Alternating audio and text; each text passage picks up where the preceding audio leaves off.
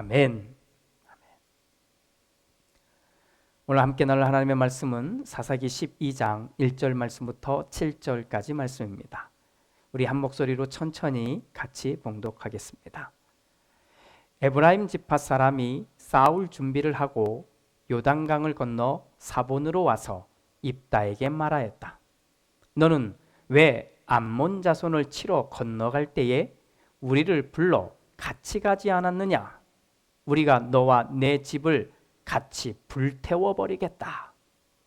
그러자 입다가 그들에게 말하였다.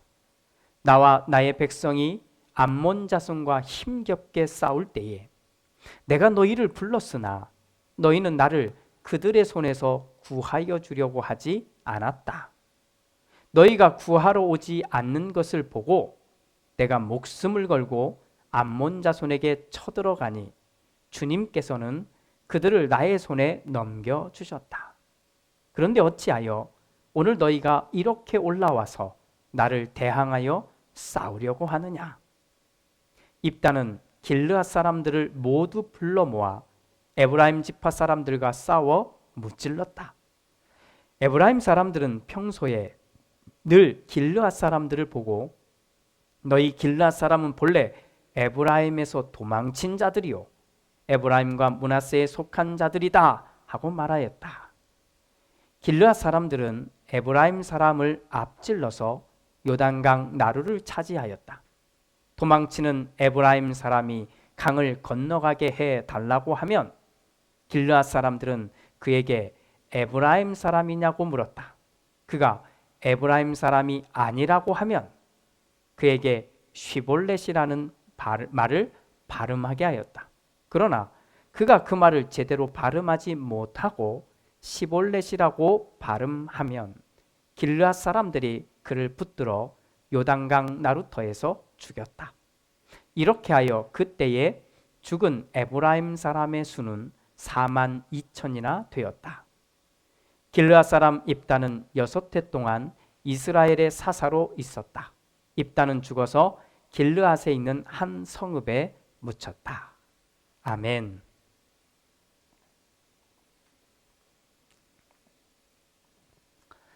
사랑하는 믿음의 형제 자매 여러분, 우리가 읽고 있는 사사기, 이 사사기를 읽으며 우리는 우리의 현실을 본다고 하는 그런 아픔을 사실은 경험하고 있습니다.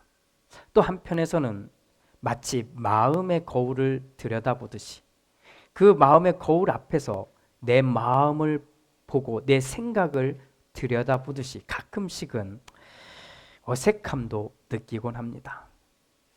이런 상황에서 우리는 요즘 사사 입다의 이야기를 읽으며 참 많은 생각을 하게 됩니다.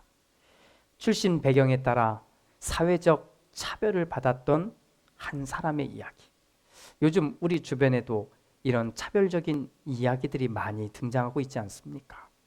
또 그를 세울 수밖에 없었던 이스라엘의 지도자들의 정치적인 선택과 행동들.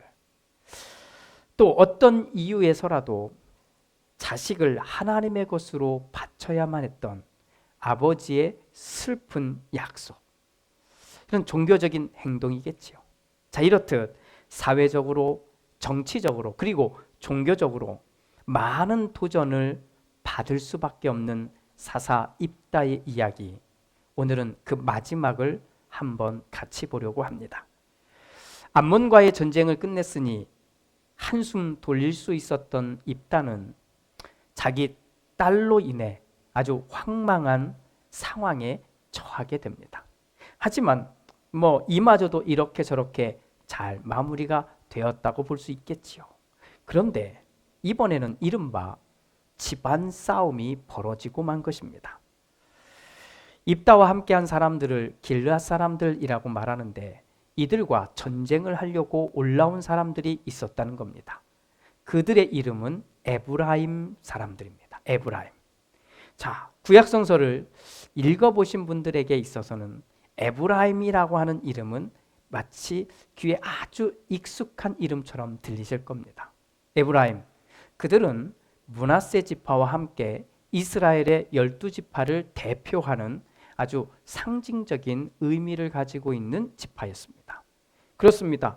에브라임이라고 딱 하면 뭐 다른 11개의 지파도 있겠지만 그냥 에브라임 하면 곧 이스라엘 전체를 상징하는 것처럼 이렇게 보여질 수 있는 정도였습니다. 그런데 그들이 찾아와서 형제인, 그렇죠?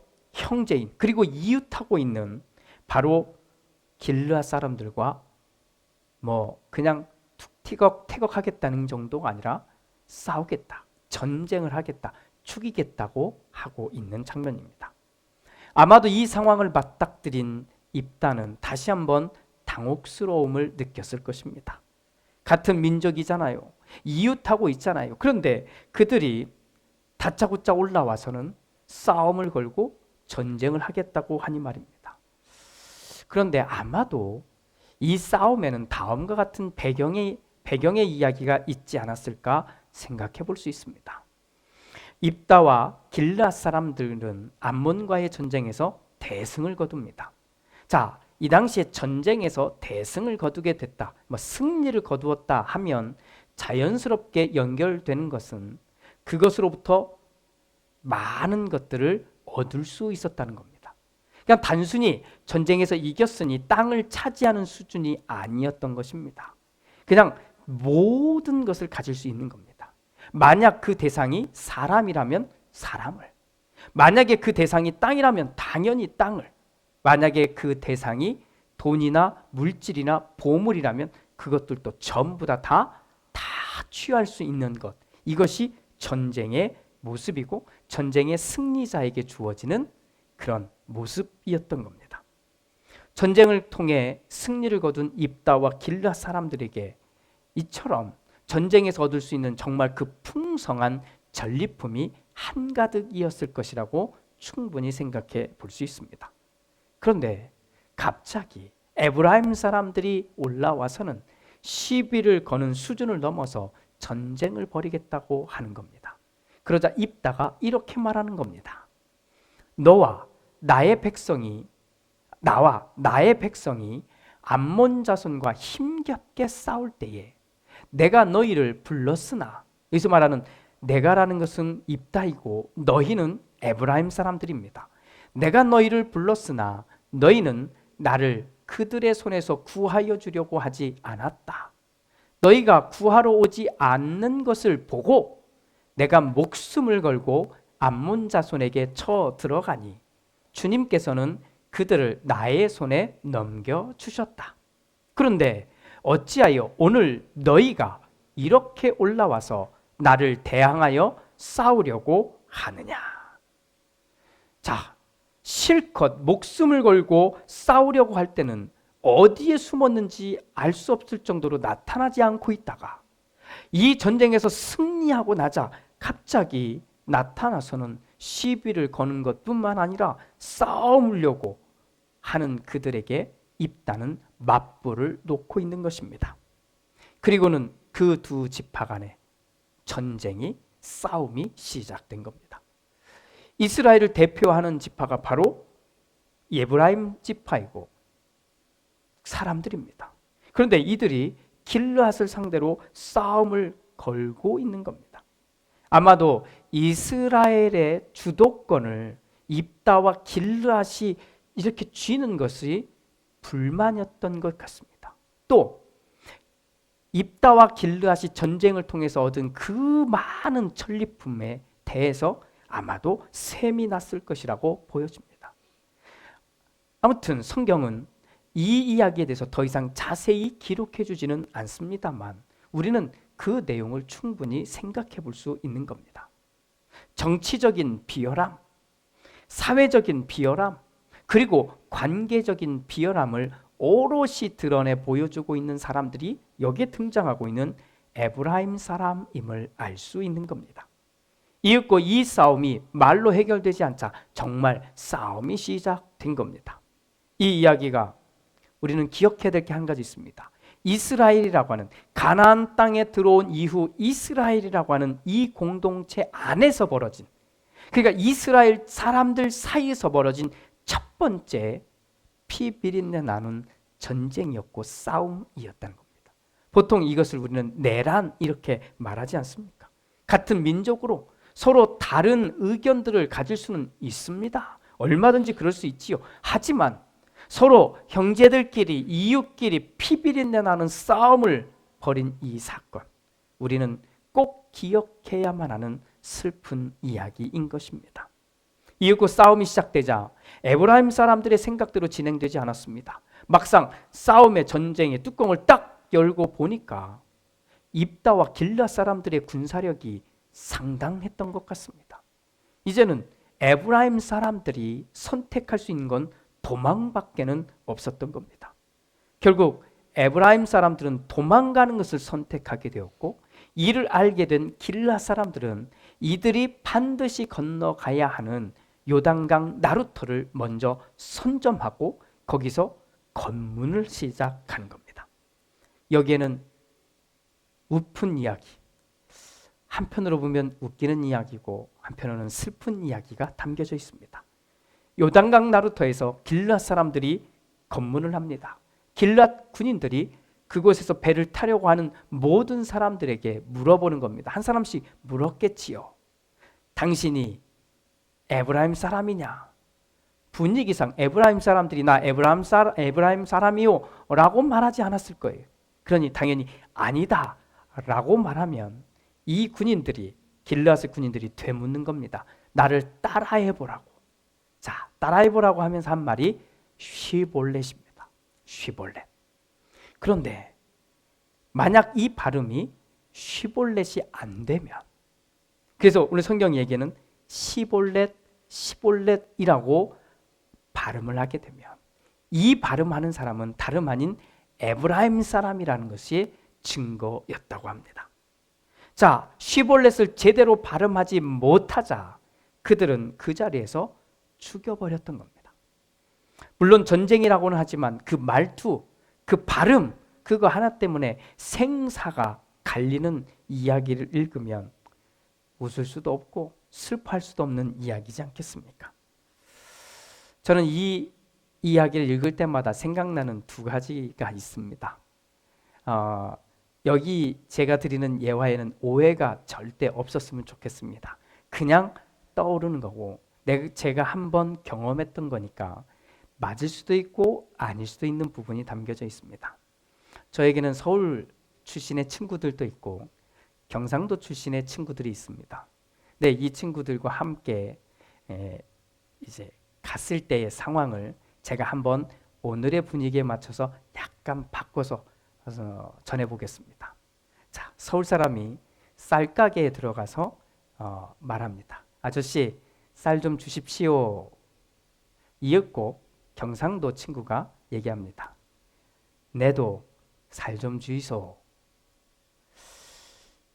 가만히 들어보면 경상도 사람들이 쌀이라는 발음이 안 되는 경우가 많답니다. 쌀을 아무리 발음하려고 해도 살 이렇게 발음한다고 하네요. 오해는 절대 하지 마십시오. 사람마다, 민족마다 또는 지역마다 아주 특별히 다르게 살아가는 모양일 뿐 이것은 무엇이 잘 됐고 못 됐고를 이야기하는 것은 절대 아니라는 것은 분명합니다. 제가 그리스 유학할 때 저희 큰아이가 유치원을 이제 자라서 가게 됐습니다. 유치원을 가니까 아이를 소개를 해줘야 되는데 저희 큰아이 이름이 주은입니다. 그래서 우리는 주은이라고 계속 얘기해 주는데 선생님도 다른 친구 아이들도 주은이라고 하는 발음을 못해요. 그리고는 하나같이 주안 합니다. 아무리 말을 해줘도 그들은 주은이라는 말이 안 들리는지 발음을 못하는 건지 늘 주안 이렇게 말했습니다. 그 생각 두 가지가 떠오릅니다. 에브라임 사람들에게는 이 발음이 안 됐던 것 같아요.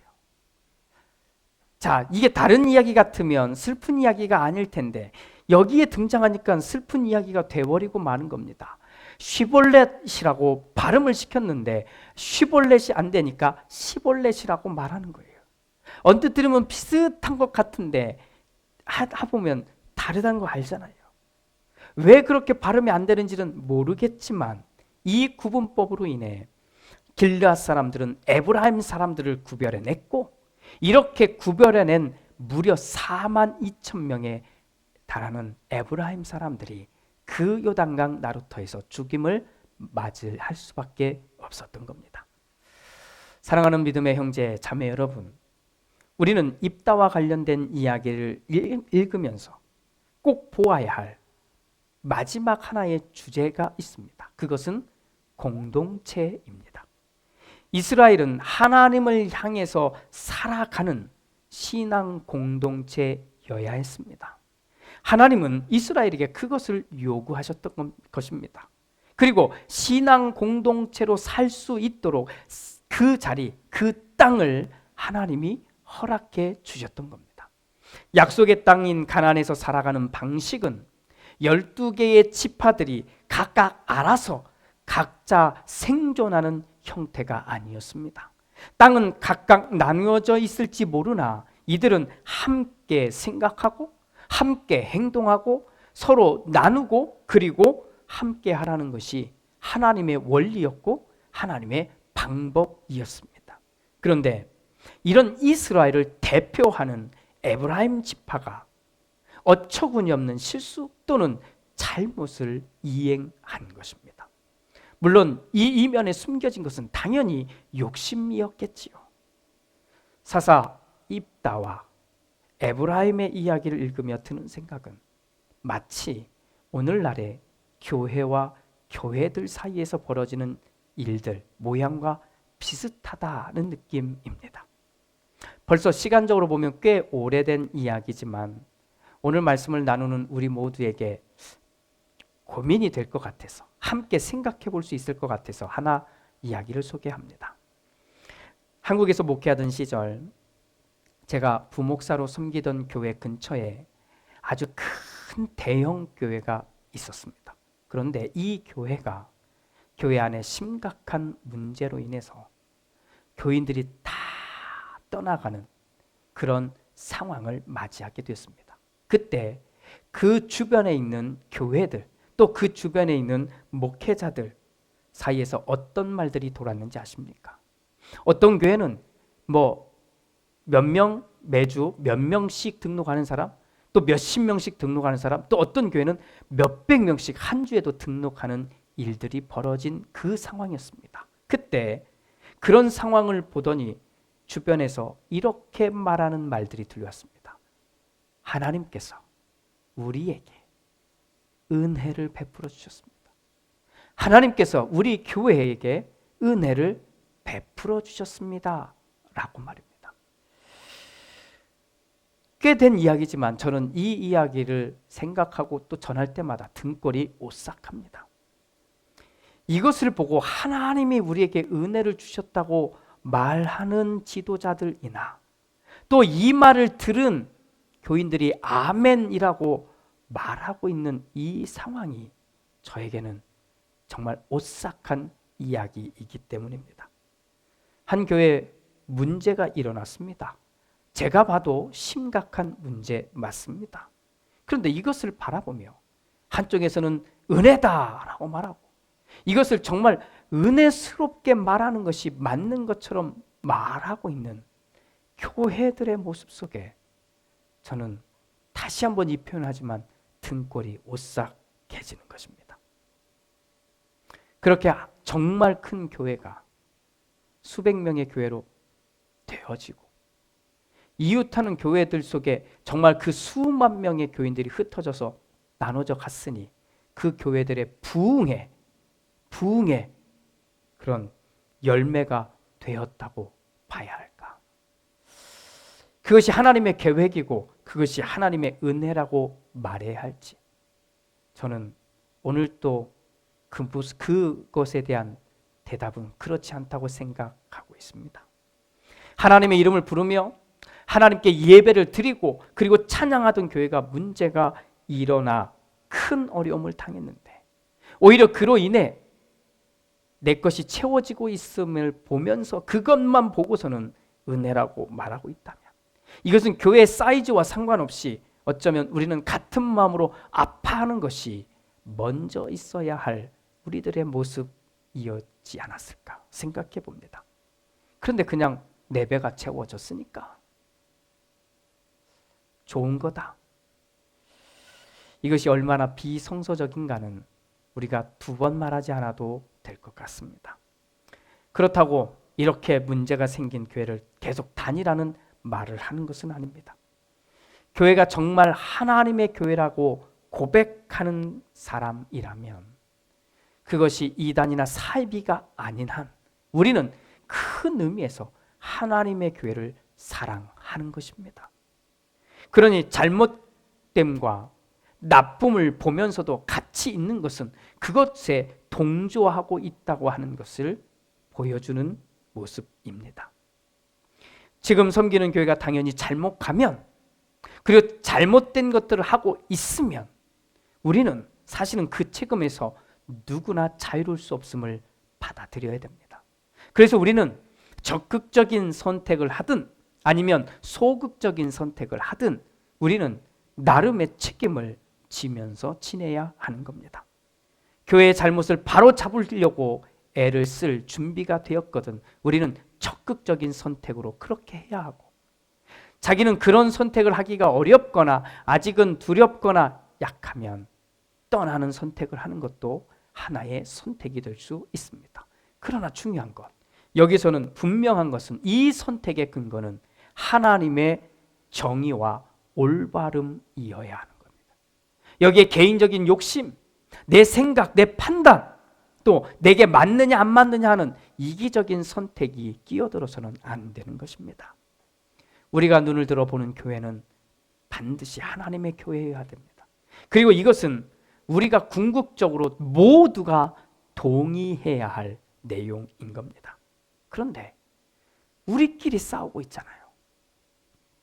교회들끼리 경쟁하고 있잖아요. 교회들끼리 부딪히고 있잖아요. 또 이 교회에서 이렇게 가면 그것이 무슨 은혜인 양, 잘된 것인 양, 정말 하나님이 우리를 세우신 것인 양 말하고 있잖아요. 이웃하는 형제들과 이웃하는 교회들과 말은 형제 교회라고 하면서 우리는 정말 그렇게 생각하고 있는 것일까? 아니면 어디까지는 그렇게 생각하고 있는 것일까? 에브라임, 그들은 가장 큰 집밥 가운데 하나였고 이스라엘을 대표하는 사람들이었습니다. 그런데 사사 입다의 마지막 이야기에 등장하는 그들의 모습은 감춰진 욕심꾸러기들이었고 또 자기와 한 공동체인 사람들까지 나쁘게 그리고 해하려고 하는 나쁜 사람들이었으며 또 죽음을 내건 전쟁에서는 살짝 비껴나가 숨어있는 비겁한 사람들이었습니다. 그래서 저는 우리 이 말씀을 나누는 믿음의 형제 자매들에게 이렇게 말씀드리고 싶습니다. 혹 우리의 모습 속에 자기만을 생각하는 욕심꾸러기와 같은 그 모습이 비춰졌습니까? 그러면 부끄러워 하셔야 합니다. 믿음을 가진 사람들에게 혹시 내가 내 이기적인 선택 때문에 나쁘게 했거나 해를 주었다면 그것이 자기가 부끄럽게 여겨야 할 것임을 알아야 합니다.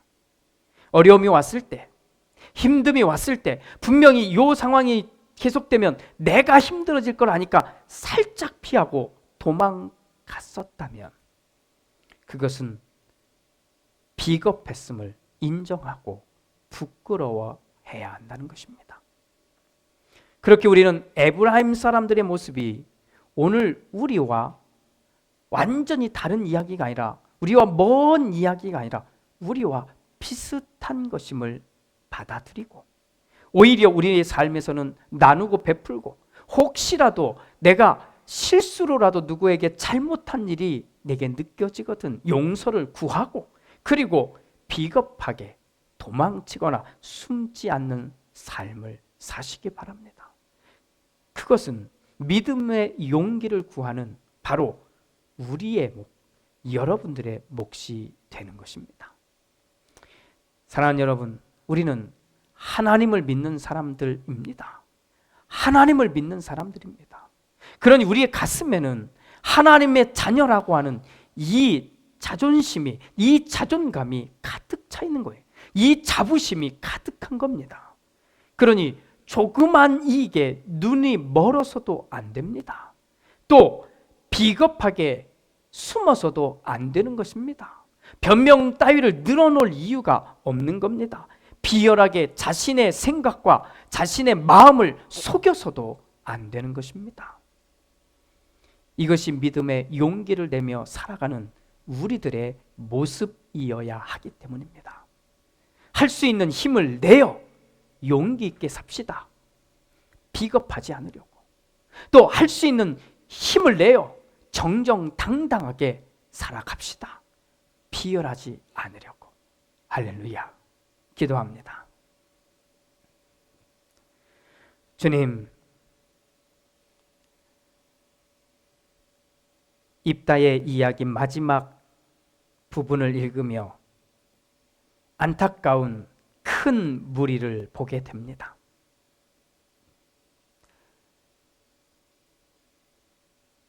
함께 책임을 지고 함께 어깨에 이 무거움을 짊어지어서 걸어가도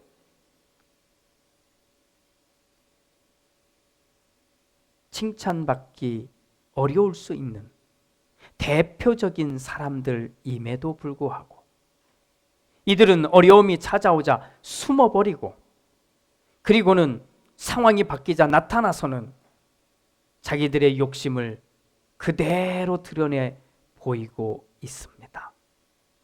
혹시 우리는 그렇지 않을까요?